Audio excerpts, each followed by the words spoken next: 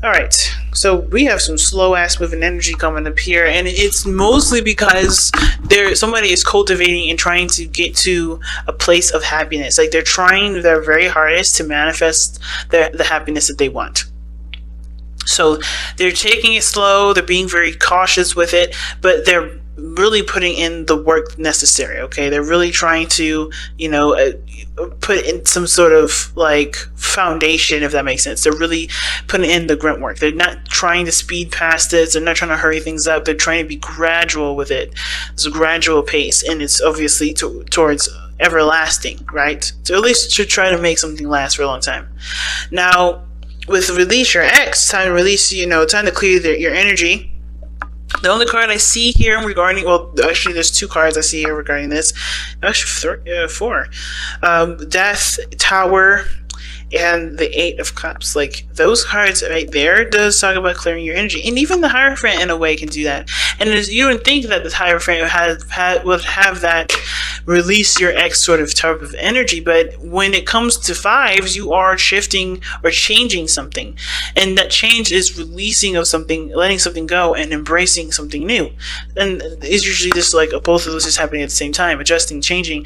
So you're letting go of perspective and embracing a new perspective that truly and completely tailors to you. So I feel like the progress is coming from a certain standpoint, and how somebody perceives moving forward. The cautiousness, the speed, and how things are moving forward. Things are changing regarding that. So pick the side that resonates with you guys the most, Capricorn, okay? Because I'm going to start with this person here. The Page of Cups is the person's mental state, right? This mental plane area, right? So the way they think about this relationship is the Page of Cups. So I think this person is very much aware that there's communication that's needed. They know this is their heart's desire. It's something that they cherish and they nurture very closely to their hearts. This is something that they love very deeply and very emotionally. This is something that extremely precious to them, right? So I think they also understand too that the relationship is in desperate need of heart-to-heart conversation, right? There's definitely a need to communicate and talk things through, and to be open about how they feel and how they what they want going forward regarding the relationship. Now the other person, how they think about this relationship is the Eight of Cups. Now it could be two things. This person's feeling emotionally drained, and this relationship no longer offers what they feel like what they want, but it's mostly because they were looking towards a relationship as a source to figure out what they wanted, which wasn't the place to do it in the first place.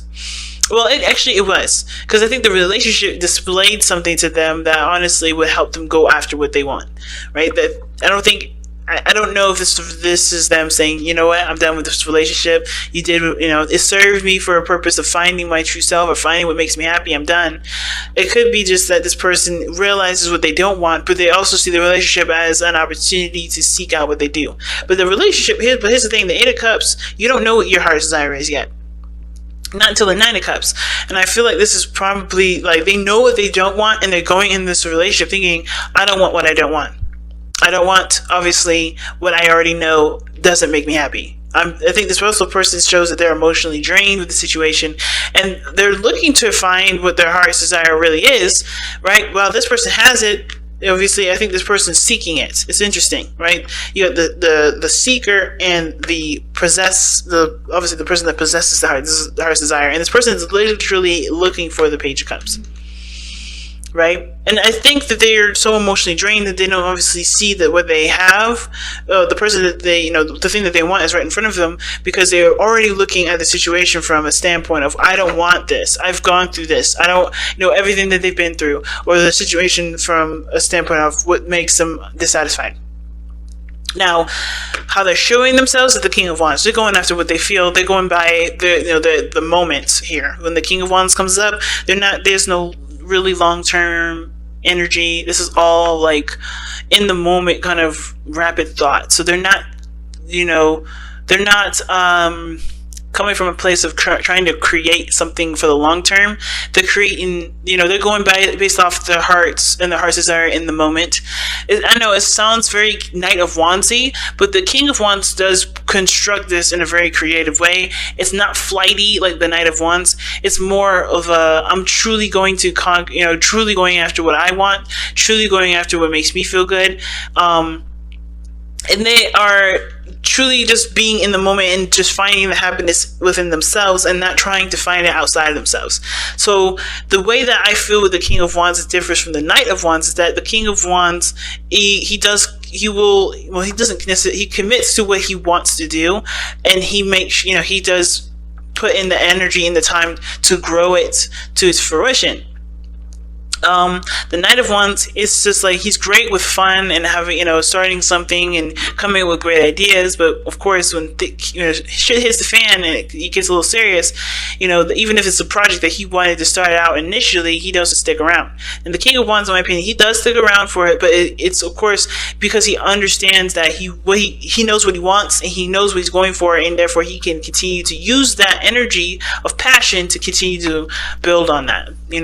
So this person is very, very passionate right now. They're expressing themselves immensely. I feel like the King of Wands is a great expresser. They're living their life as freely as they possibly can because they are emotionally drained, giving their energy away to situations that didn't satisfy them at all. So they're being very, very passionate and very true to themselves, being authentic to themselves. They're no longer, being the person that's stable or that's reliable. They're just being themselves. They're not thinking about the long term at all. Now, the other person has got Death here. Now, even though they're thinking of the relationship, or how they think of the relationship is the Page of Cups, maybe something that they've wanted, the desperate need of heart-to-heart conversation, or this is a cultivation of something that they want, they're releasing the past. So I feel like they're still wanting to start something new here, with the Page of Cups. They're opening their heart up, but the more they open their heart up, they realize that they're having to let go of the past, let go of the old things that didn't work out, let go of a situation that may not have benefited them, or they did benefit them in some way, but no longer serves them to hold that sort of perspective, that sort of stance, that sort of belief anymore. You know what I mean? Because what is before the Death card? It's the Hanged Man, and that's talking about releasing a certain perspective. And I feel like with Death coming up here with this person, it's like, I feel like this person's like, they're having to to let go of some things, and they're having to leave behind grudges and pains and anguish. They're trying to, heal themselves. And even though this relationship for them is, of course, something that they've wanted, I think they have to ultimately be honest with themselves that honestly, they have to heal first. And I think this relationship is opening the door for them to heal and bring in new life. You know what I mean? Because death isn't just about releasing. It's also about new life. It's also about having space, or having the space to incorporate and to give birth to something new. Now, with the Hierophant coming up in the spiritual plane, it's giving us a bit of background as to why this person is displaying themselves as death and thinking the Page of Cups, and the Hierophant telling us that this is about traditions, this is about commitments, this is about their routine and traditions for them. I think they're changing a lot of things that they believe and they feel and they think, because there may be a dynamic between this person and them that's different. Okay, this person may have very youthful energies to them. They may have a characteristic about them that shows that they're very young in their mind, right? They're very, youthful in the way that they go about life, right? They're very open and innocent in some ways, but they have, they're very youthful. They have a youthful dynamic. But the thing is that they may have some traditional differences, right? There's some things that they may have, they obviously encourage this person to let go of the, some sort of perspective that's not allowing them to have what they want, which is what the Page of Cups is offering them too. And the Hierophant talks about, yes, the structure, routines, traditions, things like that. But it's the fifth card in the major arcana, so that fives are changes. So this person is changing their traditional beliefs, their traditional standpoints, their traditional, laws for themselves, in order for there to be new love, to be a new life, period, and something new to come in. And they're having to change their structure, their boundaries, their their belief systems, so that way there can be growth. Now, the other person showing up is the Queen of Pentacles. Now, Capricorn, that may be you here, because the queens are cardinal signs. That doesn't mean you're a female. It just means that you are a cardinal sign, and it is true. Capricorns are cardinal signs, just the same as Aries, Cancer, and Libra. And I feel like the reason why the Eight of Cups is showing up here, in the mind space, and why this person is showing up here as the King of Wands, just kind of being authentic to who they are, just going after what they want, and them, being honest with who they are, is because of the Queen of Pentacles. And what does that really mean? Well, the Queen of Pentacles is independent. They know their value. They know their worth. And it's also having a lot to do with confidence. And the King of Wands, the Queen of Pentacles, they are very, very confident in themselves. Why? Well, the Queen of Pentacles, like I said, she knows her worth, and she knows her worth because she puts in the work. She has a structure that balances her life out for herself and for the things outside of herself. She's a provider for the family, for herself. She is she's someone that's reliable for herself and to other people. She has shown herself. She's got things that she has about herself that she truly admires and cherishes and sees great value in, and will see great value in someone else. And with the King of Wands, this passion, this willingness to fight, the willingness to go after what they want, and to truly, and to be themselves regardless of how other people feel. That is what brings them confidence. Their uniqueness, their sense of creativity, and their the inspiration they gain from being themselves is what drives them to be confident. And I feel like it's interesting that the Hierophant and the Queen of Pentacles are the spiritual planes for both of these people, because they also have a lot to do with commitments too. Okay, both of them have to do with commitments, and commitments to themselves and commitments to other people. This person is looking to find value with themselves, at least on this side, because based off of how they feel and what they go after and what they feel the most inspired and most authentic. It's very interesting, really, because the cards that brought these two together, the card that brought these two guys together is the Tower. It was completely 100% unexpected. What brought you guys together was that there were some changes that were happening in your lives, and it definitely changes that honestly brought you down to ground zero. Like, you guys were starting from the very beginning, kind of trying to figure out who you were as a person. And the challenge now is the Page of Swords. It's cultivating a truth within yourselves that honestly helps you to understand each other a lot better. It's really interesting, right? I think the more you understand yourself, the more you understand each other. And that understanding is what's going to obviously continue the growth and the stable building that this relationship is already on the course of. The Page of Swords also is the challenge, meaning that there is communication that hasn't been had, or there's a need for communication here. Challenge is showing that there is a need for more information. And I feel like in order for there to be more information, you have to be able to seek out what you believe in and what your truth is within yourself. What is your truth with yourself? Therefore, you'll find the truth that's needed for the other person, and perhaps even the will to communicate with one another. All right, let's take a look at your whispers of love. See what you guys got.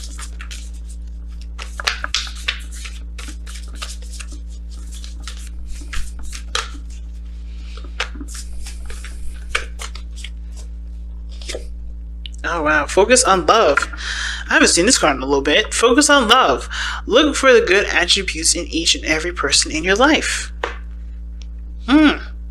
And focus on love is such a powerful card, because you don't necessarily need to look at the facts or the physical stuff. It's about how you feel, and it's about the things that, it's understanding the person's character and the dynamics of that person's character, of course, of what came to be and how it came to be in the first place, that this card is asking you to delve into. It's like very hangman-ish, kind of like seeing something from a different angle, but it's like focusing on the parts that bring you two together, not the parts that split you two apart.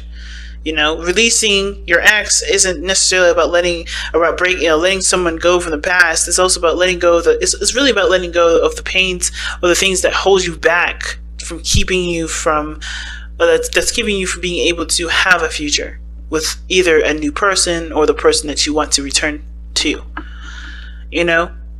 Focus on the good things, focus on the positive, focus on the attributes that encourage growth, and understand and forgive the attributes that aren't that great, that have split you apart, that makes you, that have hurt you.